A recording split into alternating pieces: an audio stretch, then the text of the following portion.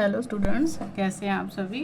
तो चलिए आज शुरू करते हैं। आज हमने जो करना है वो है थ्योरम 6.3 जिसका नाम है ए कोरस्पॉन्डिंग क्राइटेरिया, मतलब एंगल एंगल एंगल।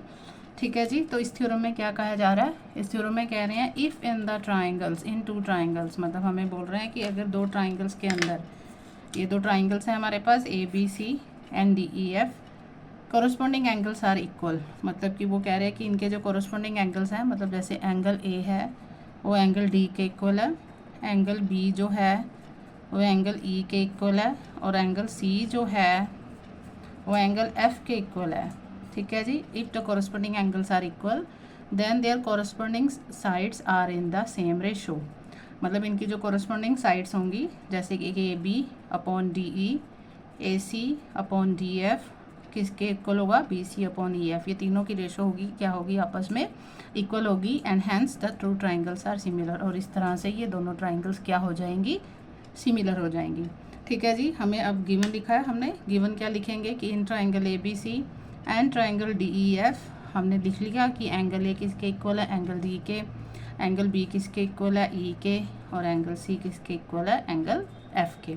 और हमने प्रूफ क्या करना है, अभी मैंने आपको बताया, हमने प्रूफ करना है कि AB अपॉन DE किसके इक्वल है, AC अपॉन DF के, और वो किसके इक्वल है, BC अपॉन EF। भी तीनों साइड्स की जो रेशो है वो कॉरस्पॉन्डिंग साइड्स की वो आपस में क्या है, इक्वल है। ठीक है।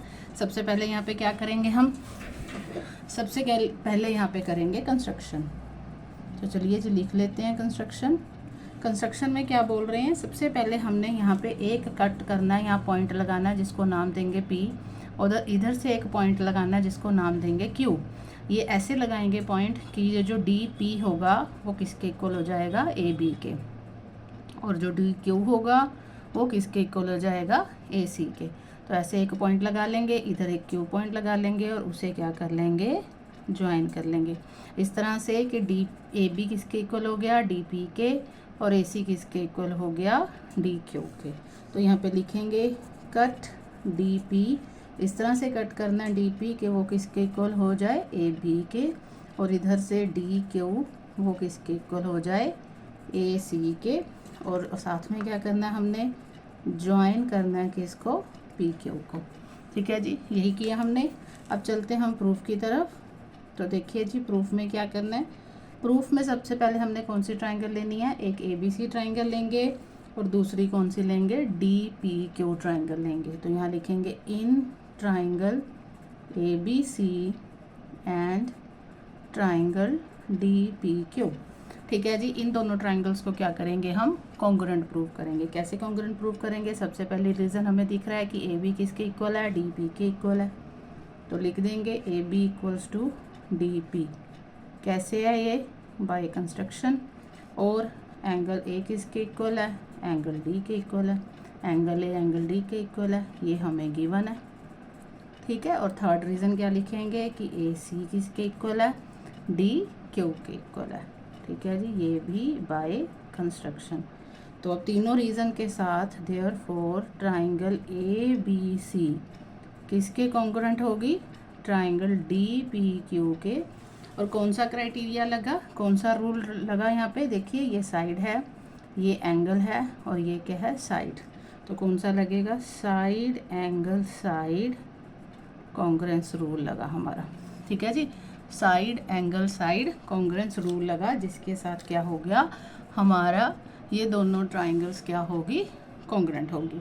तो चलिए इसके साथ फिर हम क्या रिज़ल्ट निकाल सकते हैं, इसके साथ हम ये रिज़ल्ट निकाल सकते हैं कि एंगल B जो है उसको हम एंगल P के इक्वल क्या कर सकते हैं, लिख सकते हैं। एंगल B किसके इक्वल हो गया, एंगल P के। कैसे हो गया, CPCT, मतलब corresponding parts of congruent triangles.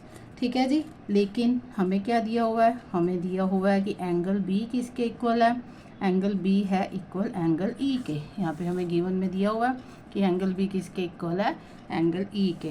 तो इन दोनों से हम क्या रिज़ल्ट निकाल सकते हैं, B P के भी इक्वल है, B E के भी इक्वल है। तो यहाँ से क्या रिज़ल्ट निकलेगा, यहाँ से रिज़ल्ट निकलेगा दिस इम्प्लाइज एंगल P किसके इक्वल आ गया, एंगल E के। ठीक है जी, ये जो P एंगल है ये वाला, ये किसके इक्वल आ गया, एंगल E के। ठीक है जी। तो ये हमें किसके लिए रिजल्ट यूज़ होगा, ये दोनों एंगल्स इक्वल आ गए, तो ये कौन से एंगल्स हैं, ये कोरस्पॉन्डिंग एंगल्स हैं।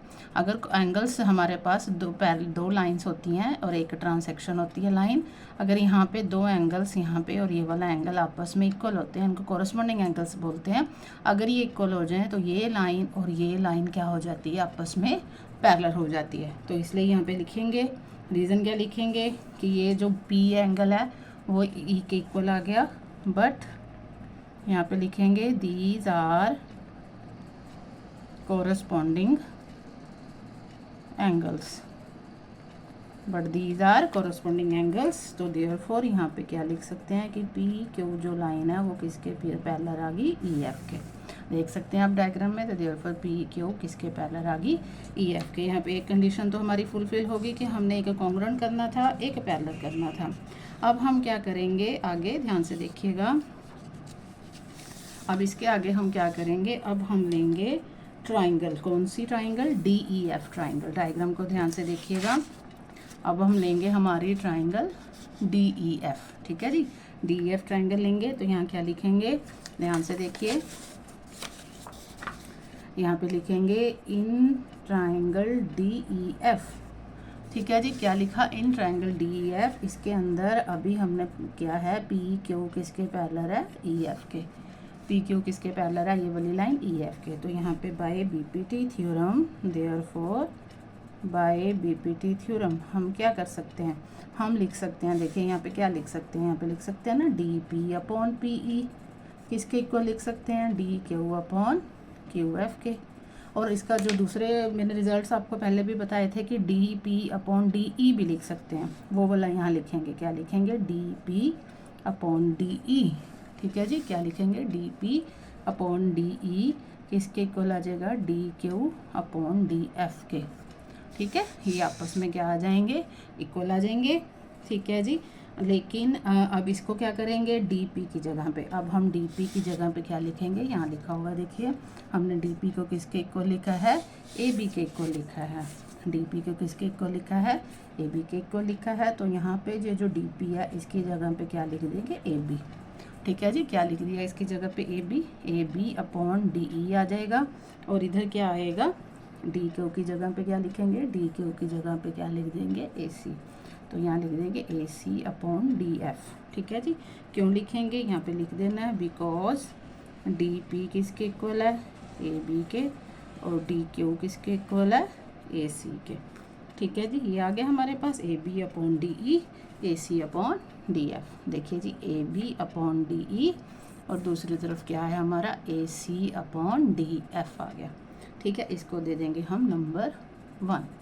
अब ऐसे ही हमने क्या करना, जैसे ये पी क्यू लाइन ड्रॉ की थी, अब हम इस तरफ से ऐसे एक लाइन ड्रॉ करके A B upon D E को B C upon E F के भी इक्वल प्रूफ करेंगे, ठीक है। सेम टू सेम सारे स्टेप्स करने पड़ेंगे, लेकिन हम क्या करते होते हैं, सिमिलरली लिख के वो रिज़ल्ट क्या हो जाता है, प्रूव हो जाता होता है, ठीक है। बार बार उसको सारा कुछ तो सेम दोबारा रिपीट नहीं करते हम स्टेप्स। जैसे इन दो ट्राइंगल्स के लिए हमने ये स्टेप्स फॉलो किए हैं कि पहले कॉन्ग्रुएंस किया और इनको पैरेलल प्रूव किया, वैसे ही दोबारा नहीं करेंगे। हम क्या लिखेंगे, सिमिलरली, क्या लिख देंगे, सिमिलरली।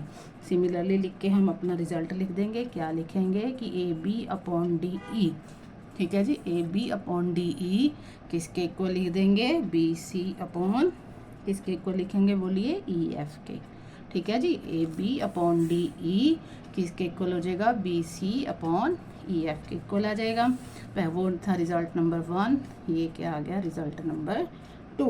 अब इन दोनों रिजल्ट से आप क्या निकाल सकते हैं, देखिए इन दोनों रिजल्ट से हमें दिख रहा है कि A B upon D E A C upon D F के भी इक्वल है, A B upon D E B C upon E F के भी इक्वल है। दैट मीन्स इन तीनों को हम आपस में क्या लिख सकते हैं, इक्वल लिख सकते हैं। तो यहाँ क्या लिखेंगे, from 1 and 2 A B upon D E किसके इक्वल आ गया जी, B C upon E F के, और उसके इक्वल क्या लिख सकते हैं, A C upon D F. ये तीनों को ही आपस में क्या लिख सकते हैं, इक्वल लिख सकते हैं। तो इनसे क्या हुआ जब ये रिज़ल्ट हमारा आ गया तो इसका मतलब हमने यही करना था। क्वेश्चन में क्या था, देखिए स्टेटमेंट में क्या था कि then their corresponding sides are in the same ratio, कि उनकी कॉरस्पॉन्डिंग साइड्स क्या होंगी, सेम रेशो में होंगी। तो वही हमने प्रूव कर दिया कि कॉरस्पॉन्डिंग साइड्स क्या हैं, सेम रेशो में है, इक्वल हैं आपस में।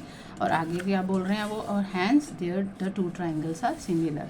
तो इसके वजह से क्या हो जाएगा, ये दोनों ट्राइंगल्स आपस में क्या हो जाएंगी, सिमिलर हो जाएंगी। ठीक है जी, ये दोनों ट्राइंगल्स आपस में क्या होगी, सिमिलर होगी। तो एंड में हम क्या लिखेंगे, दस ट्राइंगल ABC सिमिलर होगी ट्राइंगल DEF के। और इसी के साथ ही ये हमारी थ्योरम ख़त्म होती है। नेक्स्ट थ्योरम जो है हमारी, उसको हम कल करेंगे। अगर आपने अभी तक मेरी वीडियो नहीं देखी पिछली, उनको देखी और मेरे चैनल को सब्सक्राइब नहीं किया तो सब्सक्राइब कर लीजिए ताकि कोई भी वीडियो आपसे मिस ना हो। Thank you so much.